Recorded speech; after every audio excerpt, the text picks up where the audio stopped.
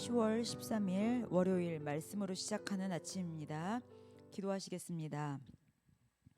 하느님 아버지 감사합니다. 오늘도 저희가 하루를 살아가는 동안 주님께서 주시는 지혜에 따라갈 수 있도록 그 지혜로 우리가 인도함 받을 수 있도록 우리가 영적으로 깨어있게 하여 주시옵고 분별하게 하여 주시옵소서.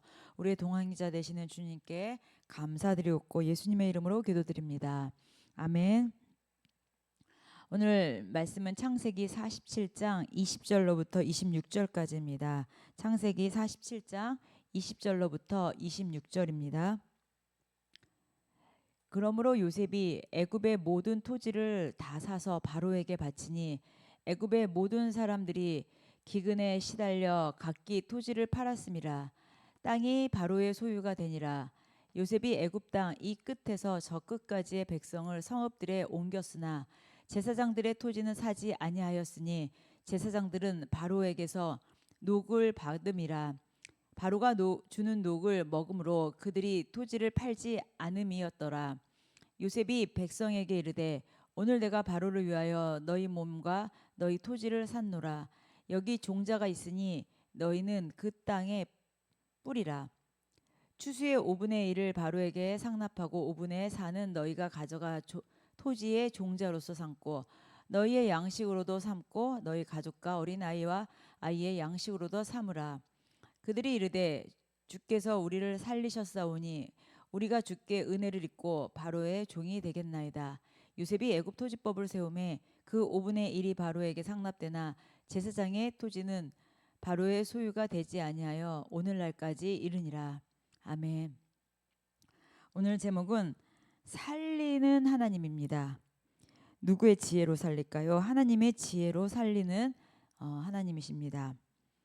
자, 오늘 이제 본문 말씀을 보면 이제 애굽에 큰 기근이 들어서 백성이 먹을 것을 구하지 못하게 되자 그 요셉은 백성들의 그 토지를 모두 사서 바로에게 넘깁니다. 백성들의 그 생계를 위해 자신의 토지를 팔고 또 요셉은 그 땅에서 종자를 주어 다시 살아가도록 하는 거죠. 그 창세기 이제 오늘 읽은 47장 20절에서 21절에 보면 모든 백성이 기근으로 인해서 여기서 그러니까 전 백성들이 기근으로 인해서 토지를 팔게 되었다는 이야기입니다. 그런데 이걸 가지고 양쪽이 다 평등하게 고마운 마음을 가질 수 있게끔 하나님께서 주신 지혜로 이 모든 것을 왕에게도 백성들에게도 돌아가게 했습니다. 오늘 25절에서 26절 말씀 보면 백성은 요셉의 지혜로 구원받음을 인정하였고 또 은혜를 입었고 바로의 종이 되겠다고 고백합니다. 그러니까 이것은 요셉이 세운 제도 또 애굽에 오래도록 이어지는 하나의 토지 정책이 되는 거죠. 요셉은 단순히 백성들의 토지를 수탈하고 뺏고 이런 것이 아닙니다. 그는 기근이라는 엄청난 절망 속에서 소망이 없는 그들에게 하나님과 함께 백성들을 살리는 방법을 찾았습니다. 그러니까 그들의 토지를 사서 바로에게 넘겼어요. 이것은 다시 얘기해서 뭡니까? 하나님이 주신 권세와 위치를 활용한 거잖아요. 그리고 종자를 주어서 다시 살게 합니다. 그곳에.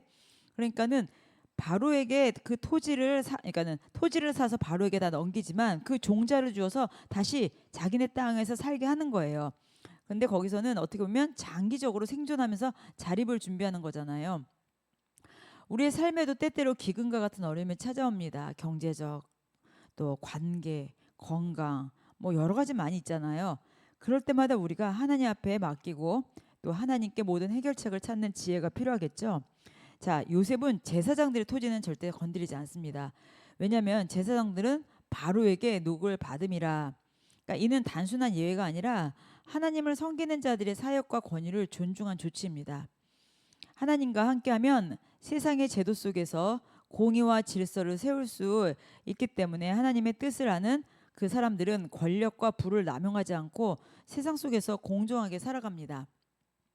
자, 근데 백성들의 반응이 참 기가 막혔죠. 25절에 보면 주께서 우리를 살리셨사오니 우리가 주께 은혜를 입고 바로의 종이 되겠나이다.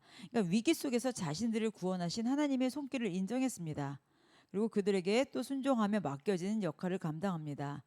우리도 마찬가지로 우리가 구원과 생명 또 일상의 은혜들을 감사로 바라볼 때 세상 앞에서 순종과 신뢰로 살아갈 힘을 얻을 수가 있습니다. 오늘 이 말씀을 가지고 우리의 삶에서 한번 적용해 보시면 내가 있는 그 절망 가운데 우리가 끝까지 신뢰해야 될 분은 오직 하나님밖에 없습니다.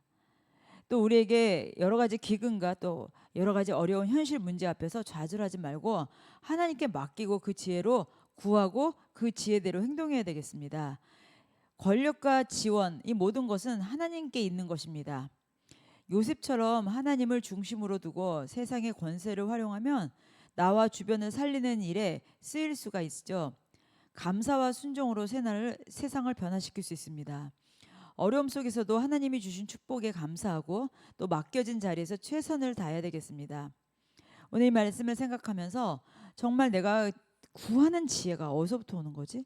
내가 정말 바라보는 지혜가 어디서부터 오는 거지? 지혜의 근본, 근원을 우리가 알아야 됩니다. 그 근원을 안다면 그분께 감사로 신뢰하는 마음을 가지고 우리가 어떤 상황이든지 간에 주님을 신뢰하는 그 마음으로 나아가야 되는 줄 믿습니다. 모든 것 하나님께 맡기고 감사와 순종으로 나갈 때 내 삶에는 정말 보이지 않게 조그만 것 같지만 점점 더 큰 변화들이 있을 줄 믿습니다. 우리에게 지혜 주시는 분 오직 여호와 하나님밖에 없습니다. 요셉은 철저하게 그 하나님을 의지했고 하나님의 그 지혜로 사람을 살리고 나라를 살리고 왕을 세우는 귀한 일에 쓰임 받았습니다. 어느덧 말씀을 생각하면서 우리 이 시간 같이 기도하시겠습니다. 하나님 아버지 감사합니다. 우리의 어려움 또 우리의 절망, 우리의 낭망하는 그 시간들 속에서 우리가 사람 바라보고 환경 바라보지 않고 오직 하나님께 맡기고 신뢰하는 저희들 되게 하여 주시옵소서.